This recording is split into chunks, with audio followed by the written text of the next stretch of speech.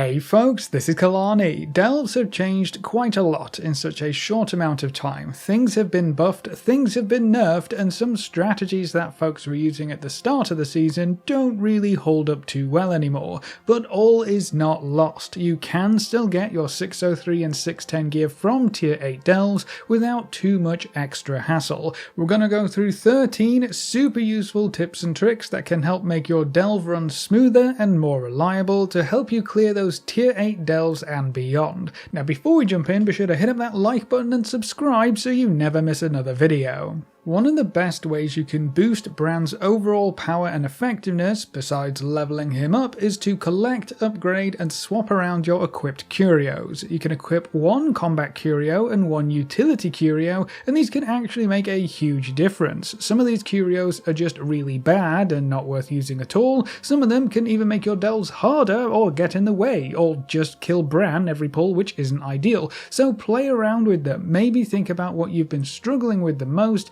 and pick a curio that would help with that specifically. If you're looking for some general advice, some of the best ones I've found are the Porcelain Arrowhead Idol. This one increases the chance to crit mobs when it procs, which is just a huge chunk of extra damage that can help you kill stuff really quickly. If you're dying a lot, the Unbreakable Iron Idol can be a good pickup too. It will spawn and taunt everything when you drop to low health, giving you some time to either finish off the pack or heal yourself up a bit. If you're struggling with a specific pack, you can also just wait for this to come off cooldown to give yourself better chances of success. And then for utility, the Amorphous Relic is really strong. This one either increases your max health, damage and healing, or increases your movement speed and haste. It's a big damage buff no matter what, and can give you the extra health you need to survive or the extra speed you need to kite. There's no downsides here, only sweet buffs to enjoy. You can get more relics by completing delves. They're found inside the chests at the end. Something else that you should keep in mind is that taking Brann as DPS all the time might not necessarily be the best option anymore. Doing a bit more damage doesn't really mean that much if you are dying in 10 seconds. Opting for Brann to go healing might give you enough leeway to actually kill the trash packs, instead of it being a race of trying to kill the trash before it kills you. Healing lets you play a bit slower and safer, so it's definitely worth considering if you're struggling through your delves. This option is even more important now due to some of the most recent bug fixes. Apparently Brann was bugged and could have massively increased damage and health, allowing him to carry your delve entirely by himself. That bug has apparently been fixed, so if your Brann suddenly feels less powerful and seems to die more often, that's actually intended. That's the bug getting fixed. But in addition to that bug being addressed, Brann's damage and healing was buffed up by 125%. That's not enough damage to make up for those huge bugs, but buffing his healing as well makes that option more viable. So at the very least, Brann will be more reliable now, but this does leave his potential damage quite a bit lower than before, but his healing is now basically twice as good. So if you haven't played with Brann as a healer recently, maybe give it a try. It may make your run smoother and allow you to pull a bit more, or let you take down a boss that was killing you too fast previously. If Brann isn't going to be pumping those damage numbers like he was before, well, at least he can keep you alive much better now. Personally, I actually prefer to run with Brann as a healer when I go into solo delves now. The real trick here seems to be staggering the potion pickups. Brann's main heal is a red potion he throws on the floor. He'll throw 3 at a time, and it's not just an instant heal when you pick it up, it's also a decently long heal over time effect that stacks up. So if you pick up one potion, then wait a little bit, pick up the next potion, wait a bit, then pick up the third potion, you'll spread that healing out further, and you should be able to stay alive much longer. If you spread your potions out enough, you can even keep your stacks when the next round of potions comes out, so if you play this perfectly, you can run around with a massive heal over time effect and become almost invincible. So if you're struggling after the changes, try Brann as a healer. It's also very important to remember that you can swap things up halfway through. You can change anything related to Brann at the checkpoints found about halfway through each delve. So if you want to swap him from DPS to heal to try and survive through a boss fight for longer, or swap him back to DPS to try and nuke down an annoying pack, you can do that. If your curios don't seem to be helping, or you want the taunt one, or some more damage or some more healing, change things up. Don't bash your head against a wall without trying to change things up at at least a little bit. The checkpoint gives you that option, so make good use of it.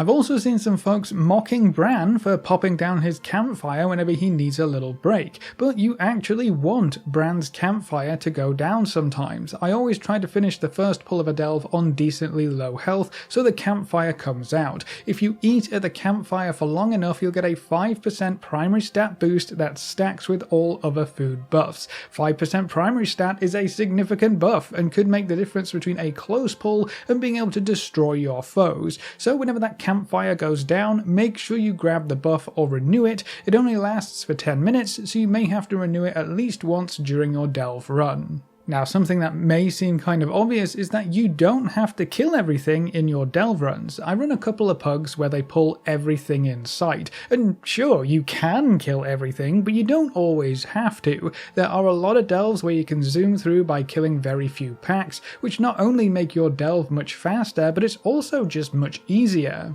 The same thing goes for objectives. Usually there are more available objectives than what you actually need to do, so if you need to kill 5 things, there are usually 7 or 8 of them. If you need to collect 6 things, you'll usually have about 9 scattered around the place, so take a peek at how many objectives you need and how many are available to you. You might not need that one surrounded by angry elites and monsters. You could just finish off your run with a nice easy single mob that won't send you into a crazy panic as Brann runs off and leaves you to your sad fate.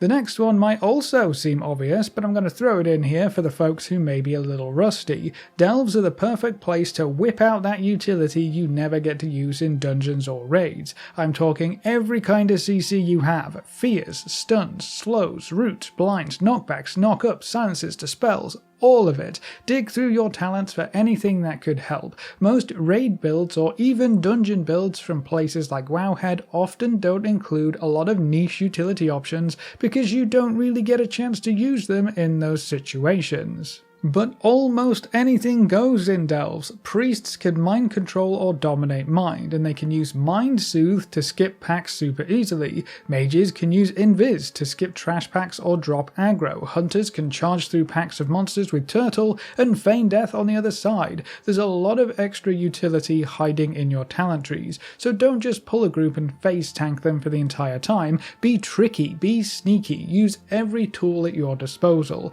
Who knows, struggling through delves might just make everyone a much better player at their class and spec because we have to think outside of the box for once. Now, even with all of the recent tuning and changes, playing in a group is still a viable option. You don't have to struggle through by yourself. Brann can't carry a delve by himself anymore, so you're probably going to have a harder time solo when compared to the start of the season. Healers seem to get the short end of the stick here because while healing Brann might be a better option now, that doesn't really help you out if you're wanting to roll as a healer yourself. I guess you could double heal and never die, but that would take a very long time. I know a lot of folks are still grouping via the group finder tool, so if you're struggling to finish your delve solo, it might be worth popping into a group to see if that's any better. Right now, group delves do seem to take a little bit longer because everything has a lot of health, but it might still be the safer option for some folks. Personally, I think duoing as a tank and DPS or as a healer and DPS is the best middle ground right now.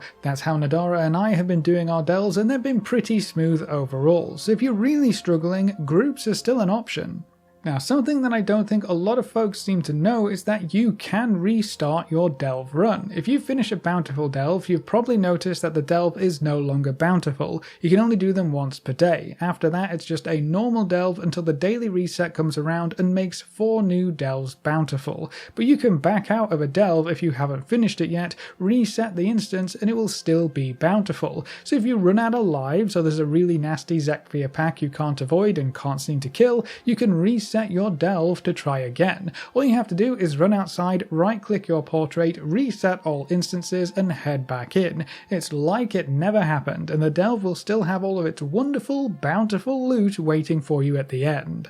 and if tier 8 is still proving to be too difficult despite all of these other tips, you can knock it down to tier 7 and not lose too much in terms of rewards. The delve will be quite a bit easier when compared to tier 8, so you may be able to push through the stuff that was killing you on tier 8, but I know you're probably worried about the rewards and losing out on the maxed out tier 8 gear.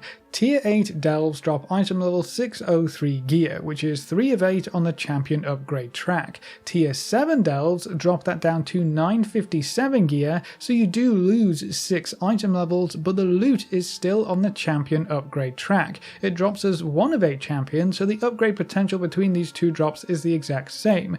They can both go up to 8 of 8 champion and item level 619. The only difference is you're going to have to spend some more carved crests and some more valor stones to get those tier 7 or 597 rewards upgraded to the same level. So this is going to be up to you and how hard the tier 8 delves currently are for you. If tier 7 is easier and you have plenty of spare crests for the extra upgrades, running the lower tier delve might not be such a bad idea.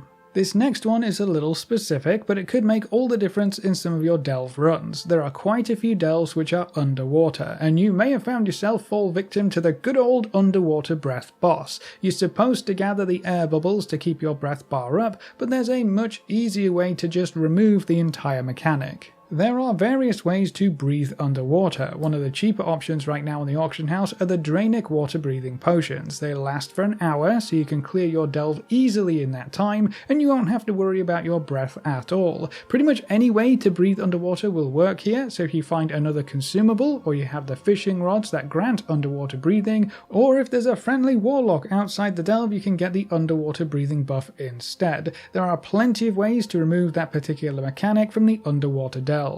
If those potions are too expensive, you can also pop down to Tanaris and buy up some good old Noggin Fogger elixir. You can spend a couple of gold for a whole bunch of this stuff, and there's a chance when used to turn you into a skeleton which grants underwater breathing. It only lasts for 10 minutes, so you might have to use a few for each delve depending on how fast you're going, but it is a very cheap underwater breathing option you may have forgotten about.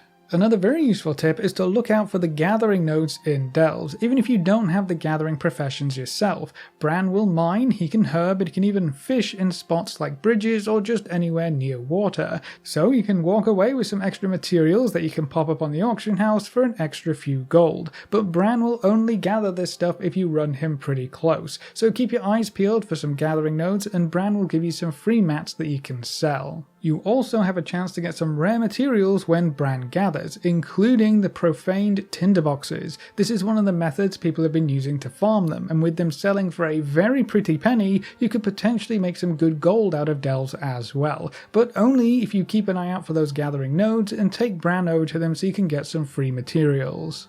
Now, as folks are starting to run out of their saved up Coffer Keys, I think it's also important to note that it can still be worth running the bountiful delves each day, even if you don't have a relic Coffer Key to open the special chest at the end. The normal bountiful delve chests have a chance to contain one of the delve maps that guarantee you 610 loot in your next delve run, and you don't need a key to get that chest or to open it, so it's totally worth doing them even if you can't open the locked chest at the end due to running out of Coffer Keys. Maps do seem to be very RNG based though. Some folks have managed to get their hands on 5 or more this past week, while others still haven't seen a single one. So keep trying, you'll get your maps eventually, and then you can look forward to that 610 gear. Brann will also continue to earn massive chunks of experience for every bountiful delve you complete, so he'll get some extra levels, more stacks for his buffs, and he'll be able to help you out more in the future, which should make your delves easier and easier as he continues to level up. So even if you don't get any loot or maps, leveling Brann will always be worth it. If you want to go even further than that, some players have even been farming regular delves just for the chance for Zekfir to spawn. Zekfir can drop gear, radiant echoes, and maps, and it seems like there's no limit on how many times you can see them, so they should have a chance to spawn in any delves you do, so if you have a bunch of time you can farm Zekfir endlessly as well. Now the last tip I have for you is that you can actually get more than 4 keys per week. You probably know about the 4 restored Coffer Keys from the weekly caches and events, but you can also combine key shards together to get even more keys to get even more loot from delves. There are 2 main sources of these key shards. The first is just random world quests. Sometimes a world quest will offer you 25 key shards for completing it, so keep your eyes on your world quests. I check the world quests every day when I log in just to make sure nothing is sneaking by, and I'll complete any that reward the key shards. For every 4 world quests you complete, you'll get an extra key to use in your delves. The other source comes from your Radiant Echoes, which you'll be collecting from bountiful delves and the coffer chests. You get 1 Radiant Echo per chest you unlock, so 1 Echo per key spent, essentially. You can use Radiant Echoes to power the World Soul events that you'll be able to see on your map when you have Radiant Echoes in your bag. To start the event, you can spend 1 echo or 5 echoes to get 5 times the rewards, so usually it's a good idea to do the 5 times echoes. It's the same thing as doing it 5 times with a single echo, but instead of spending 25 minutes killing random stuff, it's just 5 minutes. All you have to do is kill as much stuff as you can in the 5 minutes given to you. Everything you kill increases your score at the top of your screen, and the higher your score, the more key shards and valor stones you're going to get. The rewards seem to cap out at about 400 valor stones and 225 key shards when spending 5 echoes, so if you can get your score high enough, you'll get 2 more keys to run your delves. So for every 5 bountiful delves you run and every 5 echoes you get, you can get another 2 keys, which means our weekly key earnings should be around 7 per week if you do everything on offer. I would also recommend you do the Radiant Echoes events in a group if you can. Maybe drag a couple of guildies in, or rope in some friends, or just create a group in the group finder. You share your score across your group, so the more people you have, the higher score you're going to get. Things can get a bit weird sometimes if you do this in a raid. I've seen some folks say their rewards were bugged and they got a lot less than they expected, so I personally stick to parties of 5 as the max. You might not get as high a score as a raid, but the rewards seem to cap out pretty quickly anyway, so I don't think the raid really offers much. And raids are always a bit weird with this kind of thing. Making a raid or party will be up to you though. But that's all the tips and tricks we have to make your delves more bountiful and more comfortable as you work on clearing through those tier 8 delves and collecting all of that wonderful loot. How do you feel about the delve system with all of these changes in place? And are there any tips you would give your fellow players to help them out in a pinch? Leave all your thoughts in the comment section below. A big thank you to all of our supporters over on Patreon and to all of our members here on YouTube. You can see the names floating by on screen. If you're interested in supporting the channel, you can find links in the description or click the join button just below the video. If you enjoyed the video or found it useful in any way, make sure to subscribe and ring that notification bell so you're always kept up to date. Thanks for watching folks, good luck and have fun, and as always I will see you next time.